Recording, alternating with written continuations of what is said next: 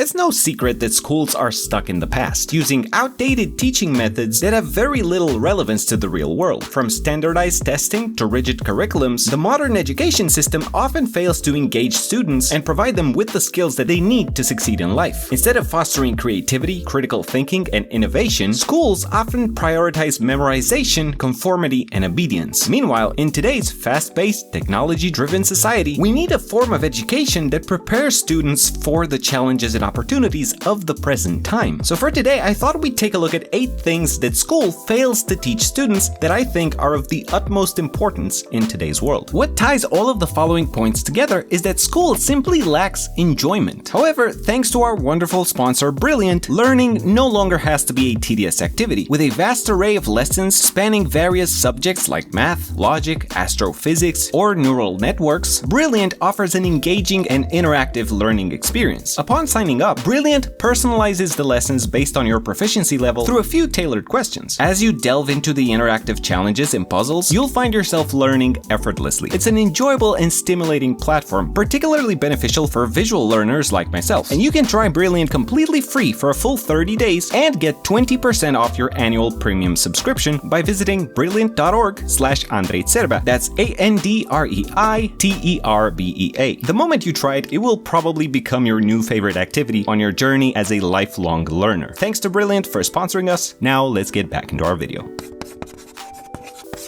I remember going to school and just learning whatever we were being taught. And by taught, I mean what some lady with a monotone voice would ramble for an hour and we'd had to transcribe word for word. There was no sense of progression, no sense of achievement, and to get a good grade, we just had to spit back the same information we were told as closely as possible. I think an important skill that is lacking in school curriculums today is how to set goals. Learning would be much more engaging if they would simply tell students, this is what we're trying to learn, this is why it's important, and this is how you can keep track of your own progress along the way. Setting goals provides a palpable target to move towards, keeping you engaged and motivated. But if you don't know what you're working for, it's much more likely to procrastinate and wander aimlessly throughout school, and much worse, later on throughout life.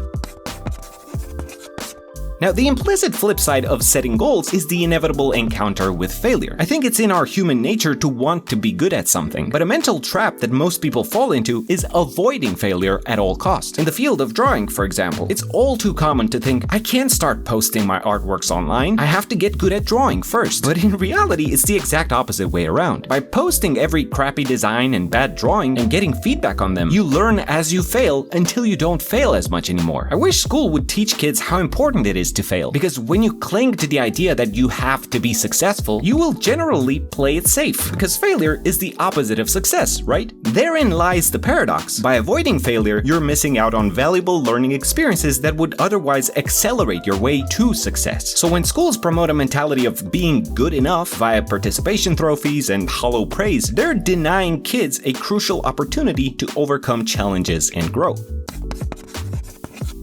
This is a big one. Critical thinking. It's kind of ironic to expect schools to promote it though, because the entire history of the modern education system is rooted in making students docile and conforming to societal norms. It all stems from the early 1800s with the Prussian education model that was specifically designed to meet the needs of the state, i.e. to prepare kids for a life of obedience and working in factories for very low wages. The Prussian model was then adopted in much of the Western world, where it continues to function very similarly to this day. If schools were to make a greater effort in fostering critical thinking, students would learn to question assumptions, evaluate evidence, and analyze information from multiple perspectives. Media manipulation would be far less effective, people wouldn't be as susceptible to electing leaders for the wrong reasons, and society as a whole would be much more advanced. And I can't help but wonder if the education system isn't doing this out of laziness, or just intentionally doesn't want that scenario to play out.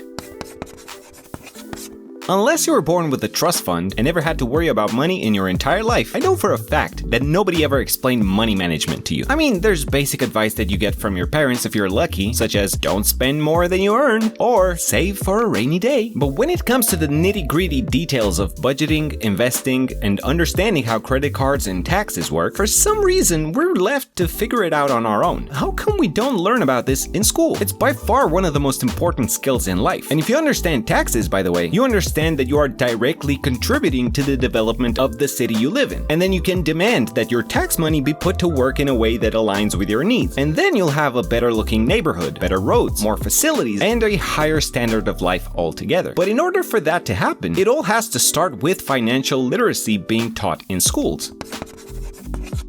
History is usually taught as something entirely separate from the timeline we are living through today, which is why it's generally considered by many to be one of the most boring subjects in school. To most students, what Napoleon did 200 years ago is no more relevant than how Sauron forged the One Ring to rule them all. One ring to find them, one ring to break.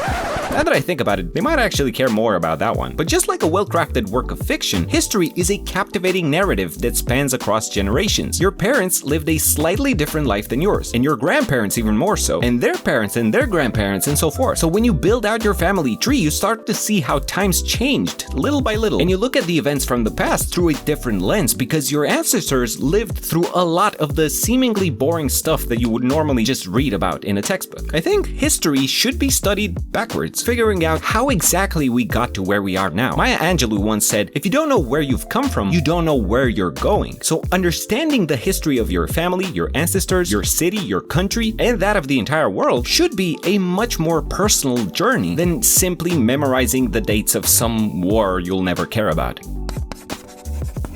We all have disagreements in life, whether it's with our parents, a friend, a boss, your spouse, etc. Studies show that an average family spends roughly 49 minutes every single day just arguing, and that doesn't even count conflicts outside of the household. That's why I think it's necessary to learn very early on how to have a framework for arguing. Sure, some schools have debate clubs that encourage these skills, but in my opinion, this is such a pervasive issue that it should be incorporated into the curriculum across the board. Students would develop the ability to navigate conflicts, listen to opposing ideas, seek consensus, and respect a well-constructed argument even when they disagree with it. If you look at Twitter for just a fraction of a second, you'll see we are nowhere close to that. I think most people don't even know that there's such a thing as having a mental framework when having a fight with someone. Considering how inevitable it is to run into disagreements with the people in your life, I think learning how to argue is one of the most fundamental skills that's not being taught at all.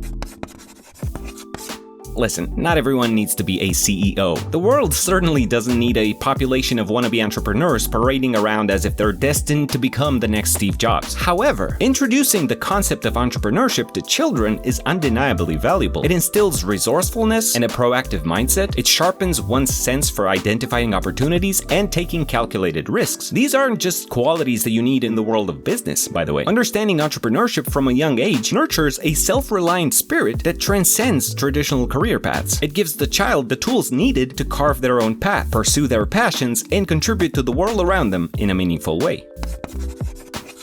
Obviously, school plays a pivotal role in one's life, largely shaping their identity and setting them a foundation for their future. But what often gets overlooked at that age is that school is just one tiny chapter in a much larger story. When you're sitting in a classroom with the same 30 people every day, it's easy to get caught up in a bubble. You've got your group of friends, that girl or boy that you've got a crush on, the occasional bully. There's this entire ecosystem that feels like that's your entire life right there. What's missing, in my opinion, is someone telling these kids that a lot of what surrounds them today, friends, beliefs, peer pressure, it will all be absolutely irrelevant the moment they graduate. And that goes both ways, by the way. If you're having a miserable time, it's only temporary. And if you're the most popular kid in school, I'm afraid to tell you that will also pass. And if there's one thing that you don't want to be, it's 43 years old, still talking about how you were once the prom queen. What do you think school should teach kids more? Which topic from the ones that we've discussed do you resonate with the most, and why? Let me know down in the comments. As always, thank you for watching, and we'll see you again very soon.